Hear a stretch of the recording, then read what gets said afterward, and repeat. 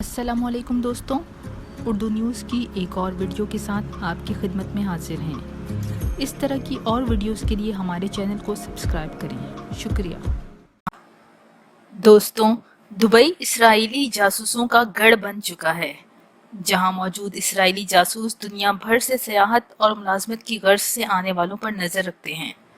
अहम शख्सियात की जासूसी की जाती है और बहुत सौ को कत्ल भी कर दिया जाता है। गो इसराइली खुफिया एजेंसी मोसाद का जासूसी नेटवर्क पूरी दुनिया में मौजूद है, लेकिन मुस्लिम ममालिक में इस नेटवर्क को मजीद मजबूत बनाने के लिए यहूदी नए नए हथकंडे आजमा रहे हैं। इसराइल की अरब दुनिया, खुसूसन सऊदी अरब और मुत्तहिदा अरब इमारात से बढ़ते हुए ताल्लुकात मुस्लिम उम्मा के लिए खतरे की घंटी हैं। मुत्तहिदा अरब इमारात में अब इसराइल मुखालिफ ममालिक की अहम शख्सियात की जिंदगियां गैर महफूज होकर रह गई हैं। इस बात का खदशा बढ़ गया है कि इसराइल पाकिस्तान, ईरान और दीगर इसराइल मुखालिफ ममालिक के साइंसदानों, दानिशवरों और अहम शख्सियात को कत्ल करवा दे। मोसाद के एजेंट एक नहीं दर्जनों अहम शख्सियात और साइंसदानों को कत्ल कर चुके हैं। मोसाद ने ईरान, मिस्र, इराक और कई दूसरे ममालिक के एटमी साइंसदानों को कत्ल किया। दुबई में मोसाद के एजेंट एक फ़लस्तीनी रहनुमा को कत्ल कर चुके हैं। लबनान में और लबनान से बाहर इसराइली खुफिया एजेंसी हिज़्बुल्लाह के रहनुमाओं को निशाना बना चुकी है। दहशत गर्दी की कई कार्रवाइयों में मोसाद मुलव्विस पाई गई है, लेकिन अमरीकी हिमायत और सरपरस्ती की वजह से इसराइल और मोसाद के एजेंटों के खिलाफ कोई एक्शन नहीं लिया गया। एक खुफिया रिपोर्ट के मुताबिक दुबई में पाकिस्तान की अहम शख्सियात की जिंदगियां खतरे में पड़ गई हैं।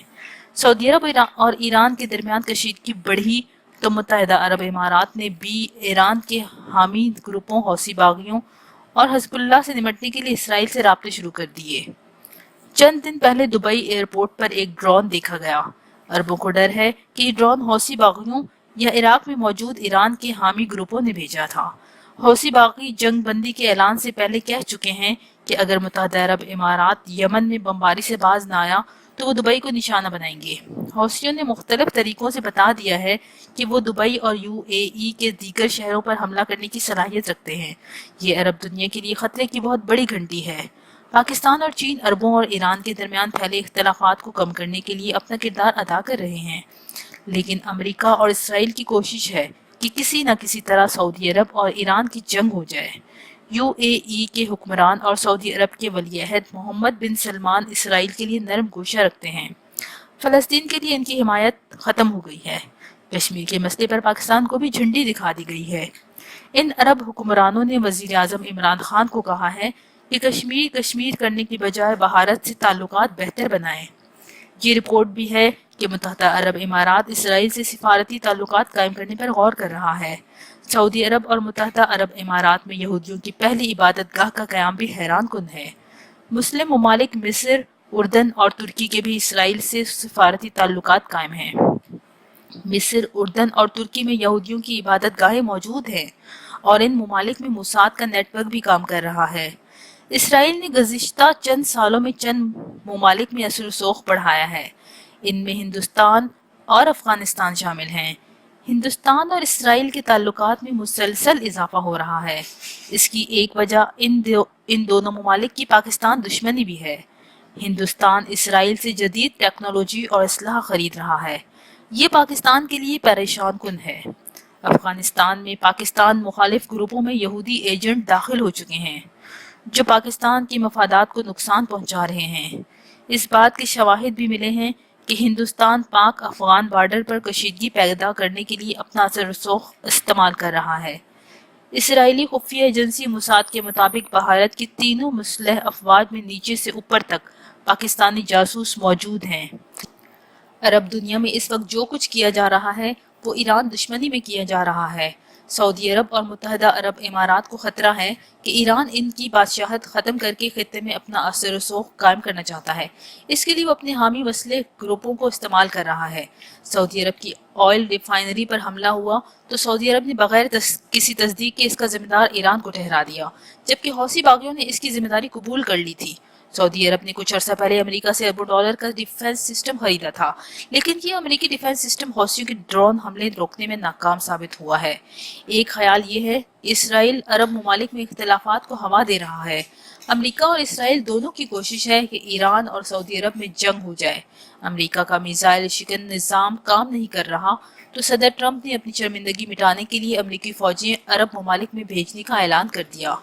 بظاہر ان فوجوں کا مقصد سعودی عرب اور متحدہ عرب امارات کا تحفظ ہے، لیکن یہ دراصل ان ممالک کی اہم تنصیبات پر امریکی نگرانی سخت کرنا ہے تاکہ یہ دونوں ممالک ایران کے ساتھ تعلقات بہتر نہ کریں اور اسرائیل کے لیے کوئی خطرہ نہ بنے۔ سابق اسرائیلی وزیر اعظم نیتن یاہو کئی مرتبہ یہ بات کہہ چکے ہیں کہ امریکہ کو ایران پر حملہ کر دینا چاہیے۔ اسرائیلی خفیہ ایجنسی کی کوشش ہے کہ امریکہ ہو یا سعودی عرب کسی نہ کسی ملک کو ایران سے لڑا دیا جائے۔ اسرائیل کو ڈر ہے کہ ایران سے نقصان پہنچا سکتا ہے۔ اسرائیل اور ایران ایک دوسرے کے بڑے دشمن ہیں۔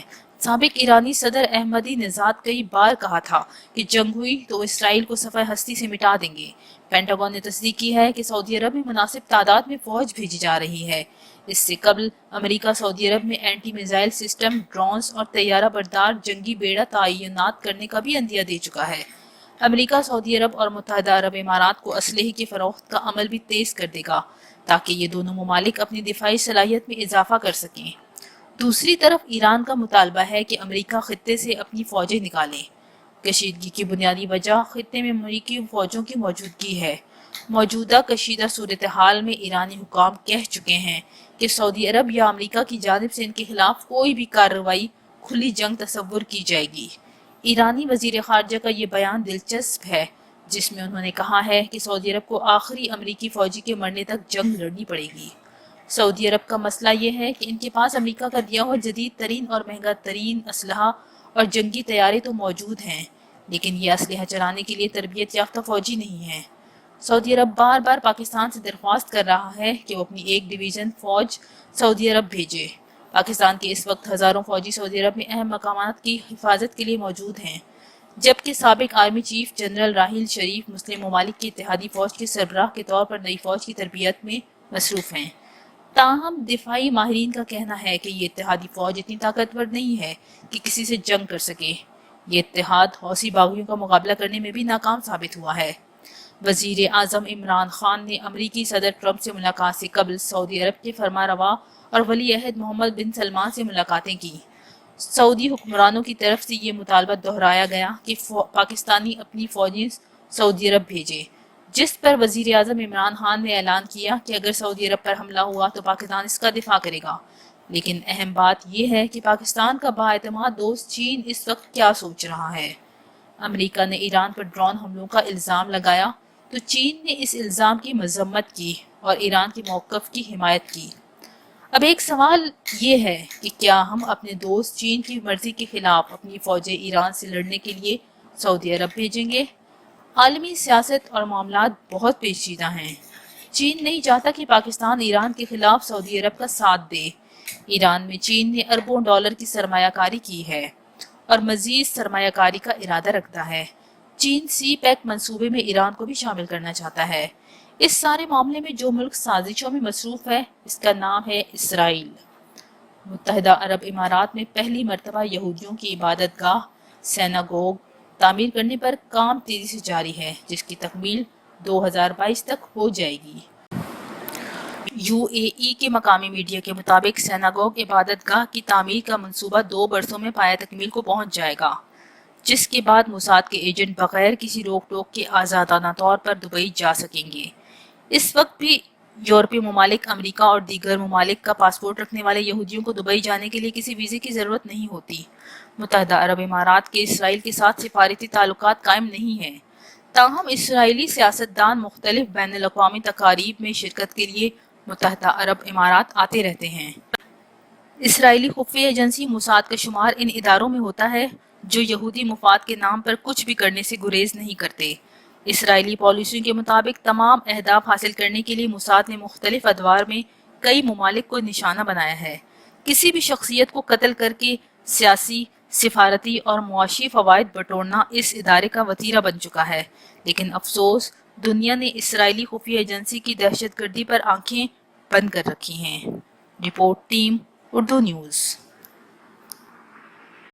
دوستوں، ویڈیو دیکھنے کا شکریہ۔